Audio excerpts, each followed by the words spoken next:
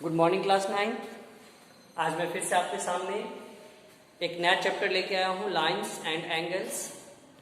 इस चैप्टर को समझने से पहले हमें इस चैप्टर की थीम को समझना पड़ेगा। इस चैप्टर के अंदर हमें क्या क्या पढ़ना है, इसलिए कुछ बेसिक्स नॉलेज सबसे पहले देना चाहूँगा कि जैसे कि लाइन क्या होता है।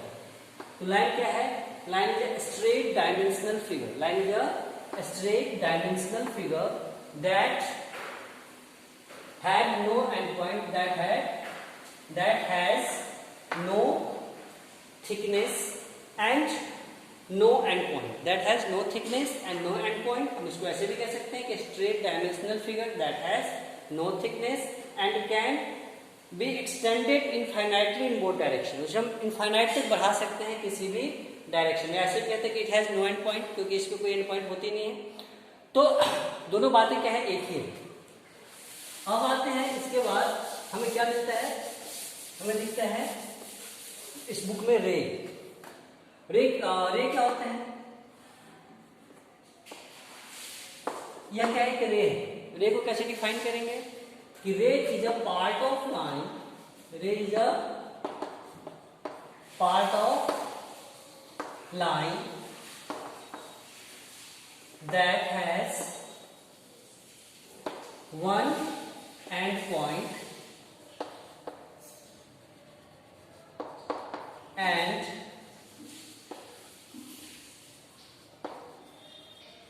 another side it can be extended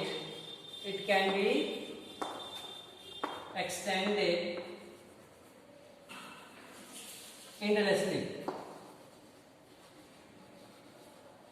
इसको क्या करते हैं? इनफाइनाइट तक बढ़ा सकते हैं एक साइड से, बट एक में क्या होता है? इसका एंड पॉइंट होता है। जैसे ओ क्या है? एक एंड पॉइंट है, और ए को हम क्या कर सकते हैं? कहीं भी लेके जा सकते हैं, कितनी भी दूरी पर लेके जा सकते हैं। और रे के बाद हमें क्या मिलता है? Line segment. क्या मिलता है? Line segment. अब ये लाइन सेगमेंट क्या होता है?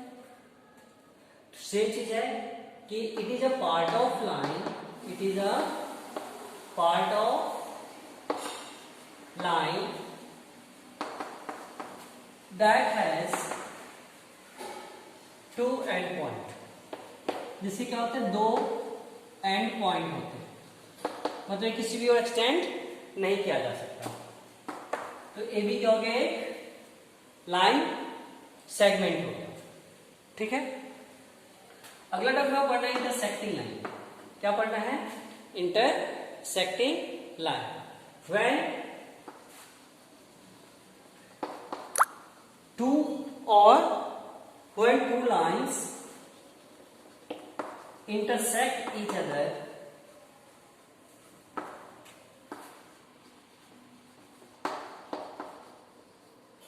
at a point, it is called intersecting line. उसे हम क्या कहते हैं? इंटरसेक्टिंग लाइन कहते हैं। जब दो लाइन एक दूसरे को, दो लाइनें ए बी और सी डी एक दूसरे को ओ पॉइंट पे काटता है, तो इसे क्या बोलेंगे? इंटरसेक्टिंग लाइन बोलेंगे। क्या बोलेंगे? Intersecting line. अब अगला टॉपिक जो हमें इस चैप्टर के अंदर समझना है वह है पैरेलल लाइन। अब देखिए पैरेलल लाइन क्या होता है। तो सबसे पहले पैरेलल लाइन को समझने के लिए इस बात को समझना होगा कि इसमें कोई भी कॉमन पॉइंट नहीं है, कहीं भी आपस में मिलेगा नहीं। ठीक है। और इनके बीच की दूरी हर जगह क्या होगी? समान होगी। तो हम कैसे लिखे कि व्हेन टू और more line drawn in the same plane, drawn in the same plane and has no common point,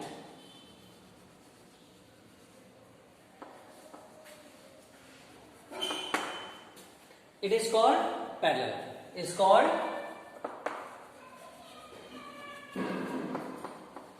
parallel lines। ठीक है। अब इनके बीच की दूरी भी क्या होगी, बीच का डिस्टेंस हर जगह क्या होगा, जितना ये डिस्टेंस होगा उतना इसका भी डिस्टेंस होगा। तो ये क्या होगा, यहाँ डिस्टेंस क्या होंगे, दोनों इक्वल होंगे। क्यों, क्योंकि ये क्या है, एक पैरेलल लाइन है। कोई दिक्कत बेटा? अब है कंकरेंट लाइन।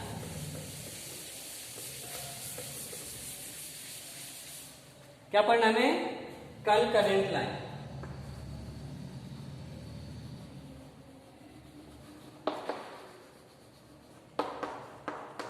देख क्या होता है, हमने जब दो लाइन जो काटते हैं क्या कहते हैं, इंटरसेक्टिंग करते हैं, ठीक है। लेकिन जब दो से ज्यादा, व्हेन 3 और more than 3, more than 3 lines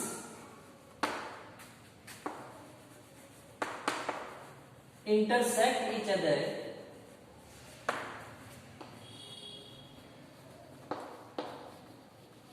each other at a point, at a common point, it is called concurrent line.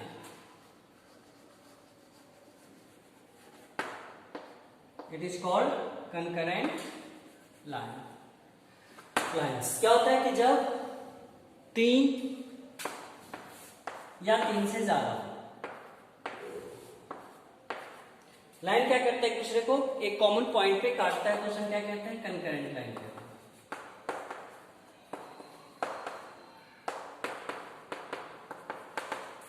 तो ये आपस में क्या कहलाएंगे, कंकरेंट लाइन कहलाएंगे, ठीक है।